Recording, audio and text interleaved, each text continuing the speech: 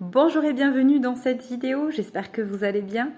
Aujourd'hui, je vais vous parler d'adultes, enfants, mais vous parler de vous en tant qu'adulte. Avez-vous déjà remarqué ou même observé autour de vous, chez les réactions d'autres adultes, si dans la réaction, c'est vraiment l'adulte qui répond, l'adulte responsable, donc vis-à-vis d'une situation avec un enfant et même des fois avec un autre adulte, ou est-ce que c'est l'enfant blessé en vous qui répond? Parce que très souvent, on peut vraiment observer dans la réaction d'un adulte vis-à-vis d'un comportement, donc je disais, ça peut être avec un enfant ou avec un adulte, mais très souvent quand on voit une interaction entre adultes qui n'a pas forcément conscience de ses mécanismes, qui n'a pas forcément conscience de ses propres émotions, de ses réactions, de ses mécanismes de défense, va vraiment se positionner en mode victime et du coup en mode enfant blessé et donc répondre comme un enfant de 4 ans. Est-ce que vous vous êtes déjà identifié dans certaines réactions comme ça, en se disant non bah là je réagis comme un enfant, ou avez-vous identifié ça chez quelqu'un d'autre? Moi je trouve ça fantastique parce que quand on prend conscience de ça, ben déjà toujours pareil, on peut accueillir avec beaucoup d'amour cette partie de nous ou la partie de l'autre qui est dans cette réaction-là, qui est une réaction finalement émotionnelle, une réaction liée à une blessure et donc on ne peut pas vraiment en vouloir à la personne d'être dans cette réaction-là, mais c'est intéressant de lui mettre de la lumière dessus, de lui montrer ça. Parce que vraiment, se replacer en tant qu'adulte responsable, ça change tout.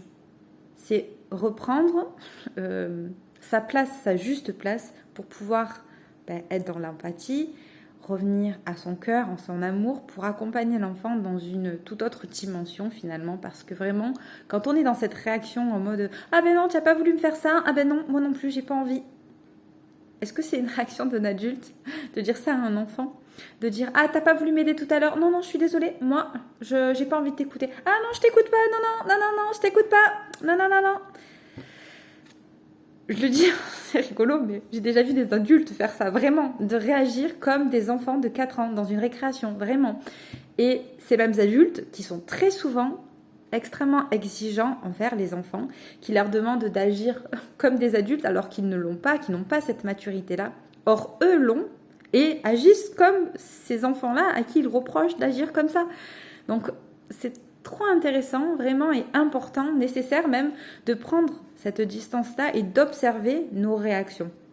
Et d'ailleurs, il y a un exercice qu'on peut faire comme ça, où on peut revenir à soi, à l'écoute de son corps, et vraiment se remémorer une situation, observer quelles étaient nos pensées, quelles ont été les sensations, quel est notre comportement, notre posture à ce moment-là qui a fait qu'on a répondu de cette manière-là. Qu'est-ce qui s'est éveillé en nous?